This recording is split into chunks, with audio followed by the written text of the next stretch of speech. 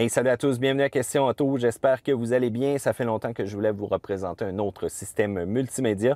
Puis là, ça tombe bien, on est dans le RAM 2019 avec un gros écran 12 pouces, leur dernier système Uconnect et avec une expérience aussi SiriusXM 360L que je vais vous parler un petit peu.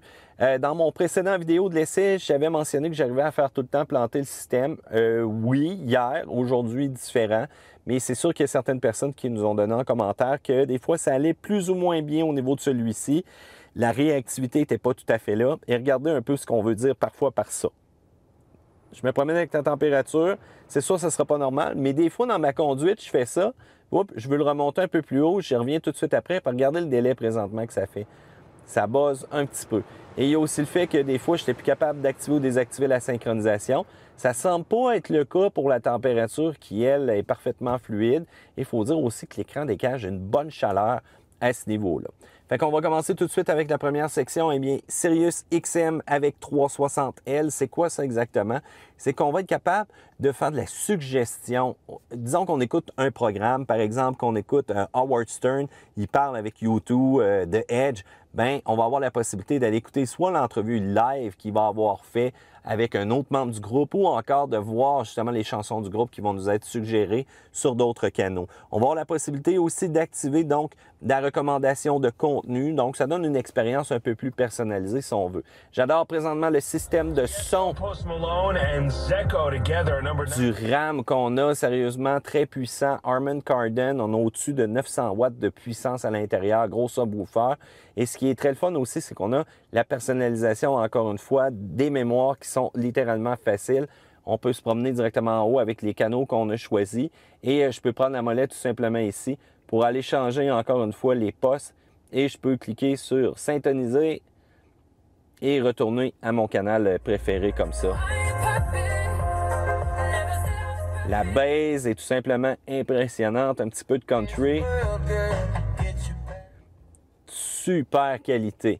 Bien entendu, là, vous ne les voyez pas présentement, mais dans le bas complètement ici, j'ai des ports USB, USB-C et j'ai la possibilité donc de faire une connexion avec ceux-ci. La connectivité Bluetooth aussi, super facile d'ajouter un appareil. Tout ce qu'on fait, c'est qu'on va sur notre appareil mobile et on choisit donc dans la liste de trouver le système Uconnect, donc dans la liste des appareils disponibles. Une fois que je vais l'avoir sélectionné, il va y avoir une connexion qui va se faire. Et voilà, j'ai une demande, donc je fais OK tout simplement, comme ça. Je vais faire oui ici sur l'appareil. Je vais avoir un pairage qui va être en cours. Je désigne ce téléphone-là comme favori et voilà, c'est déjà fait. Et ça va me permettre aussi d'accéder directement à mes musiques donc, que je voudrais choisir. Idéalement aussi, si vous voulez une meilleure qualité, eh bien c'est d'utiliser un câble tout simplement avec vos appareils. Donc, disons que je me pars une toune sur mon appareil comme ça ici.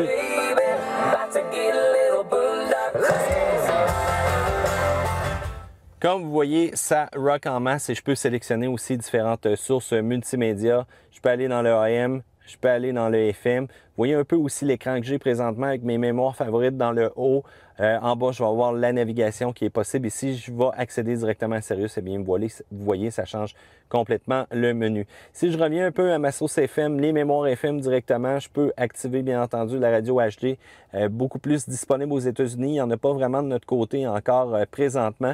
Et j'ai des menus faciles, donc, pour aller naviguer, pour changer directement ma radio ou encore mes favoris. Je peux syntoniser directement encore une fois et je peux faire la sélection ici ou encore la sélection à partir d'en bas, très facile. Je peux ajuster mes paramètres audio avec l'égaliseur, le volume, le son d'ambiance, les lectures automatiques et si jamais j'aurais une connexion auxiliaire, je peux compenser un peu pour la force de celle-ci.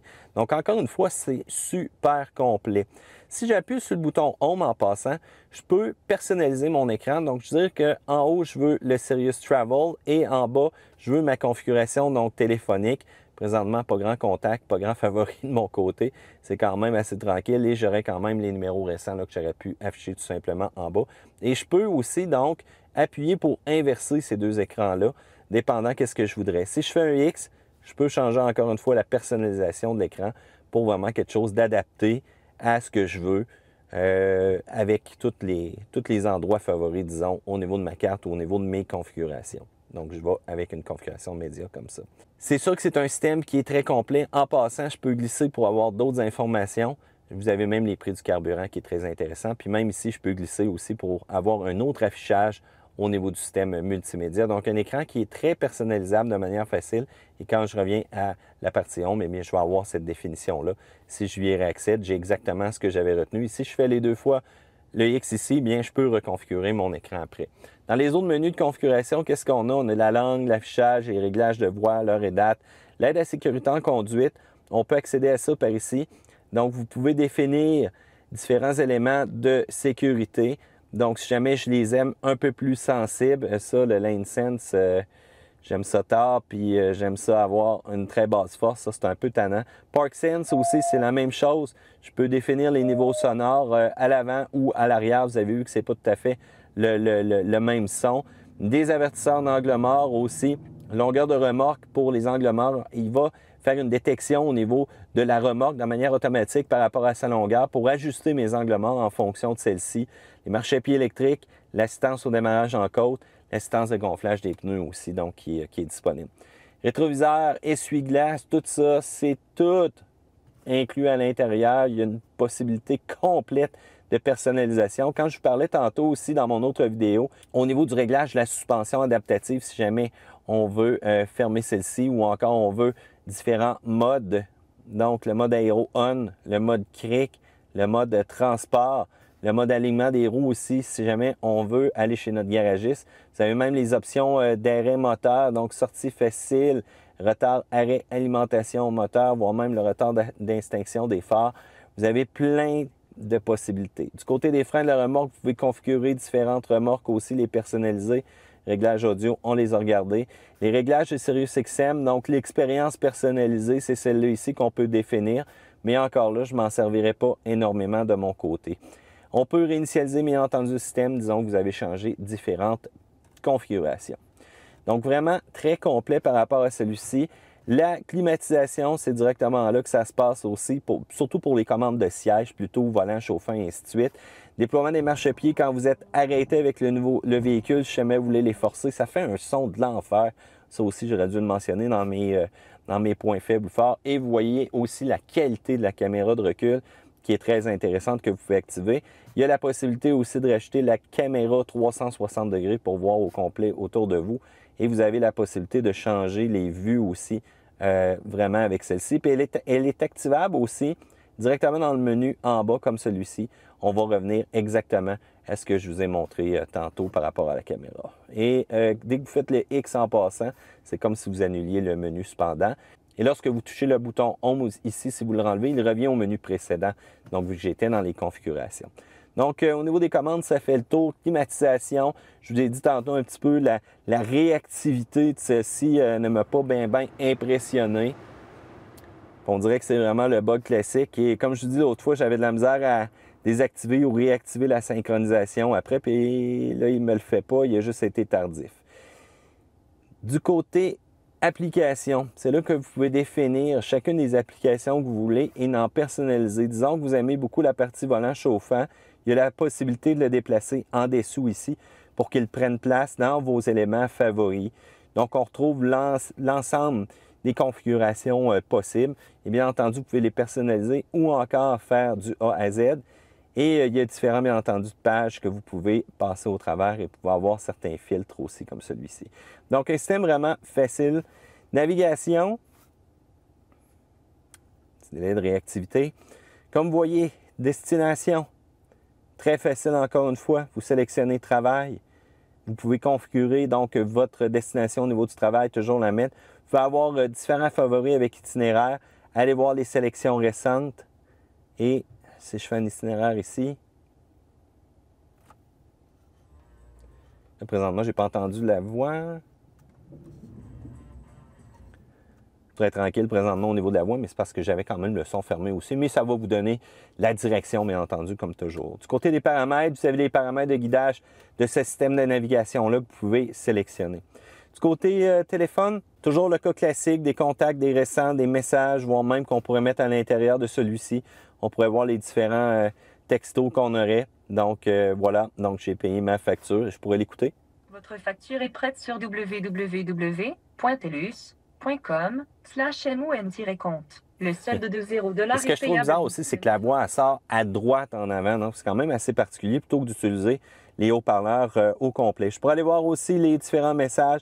Je pourrais faire d'autres associations si possible et je peux gérer les différents téléphones aussi ici en les supprimant ou encore en les ajoutant. Je peux avoir des différentes sources audio et faire aussi de la projection avec celui-ci si jamais je vais avoir mon système Android au grand complet. Donc Android Auto, Apple CarPlay, qui lui va uniquement s'activer bien entendu sur un fil. Sur d'autres véhicules, peut s'activer au travers le Wi-Fi ou encore au travers différentes configurations. Et je dois avouer que souvent je regarde les préférences que j'ai. J'aime beaucoup Android Auto, beaucoup plus que Apple CarPlay. Ça, c'est une question de goût. Si jamais vous voulez commenter qu'est-ce que vous aimez, eh bien, faites-moi le savoir. Fait que comme vous voyez, présentement, c'est mon Android Auto donc qui vient d'apparaître. Je peux aller activer des fonctions différentes au niveau de l'affichage, au niveau Maps. J'adore Google Maps en passant. Et j'aurais aimé cependant qu'on utilise beaucoup plus que juste cette petite section-là de l'écran. Ça, je trouve ça un peu plate pour ça, mais j'adore la partie température, la partie affichage aussi que j'ai avec Android Auto. Je vais vous montrer Apple CarPlay un petit peu plus tard. Malheureusement, mon téléphone s'est déchargé pour la démonstration. Ça, c'est un cas classique, mais inquiétez-vous pas. L'autre partie aussi, je vous avais montré caméra arrière que je peux activer et bien entendu, au niveau des applications, c'est tellement complet parce que je vous rappelle qu'on peut personnaliser chacune des choses qu'on veut. Le X est un peu dans le blanc, je ne le voyais pas. Donc comme ça va beaucoup mieux. Fait que énormément de trucs. Si jamais je voudrais, au lieu d'avoir la caméra arrière, vraiment avoir la vision caméra 360, vous voyez, donc ça s'est tassé, je peux le mettre là et ça va venir tout simplement remplacer. Et l'autre chose aussi, avec la caméra, j'aurais aimé encore une fois que ça prenne une plus grosse partie de l'écran. Pourquoi qu'on ne m'a pas mis ça en grosse résolution ou encore en haut le truck en 360 puis en bas ou le contraire, ou la possibilité de faire le contraire au niveau des caméras. Mais comme vous voyez présentement, quand même d'une clarté assez impressionnante. Donc avec ça, ça aurait été parfait avec la vision 360 en bas. Ça aurait été parfait aussi.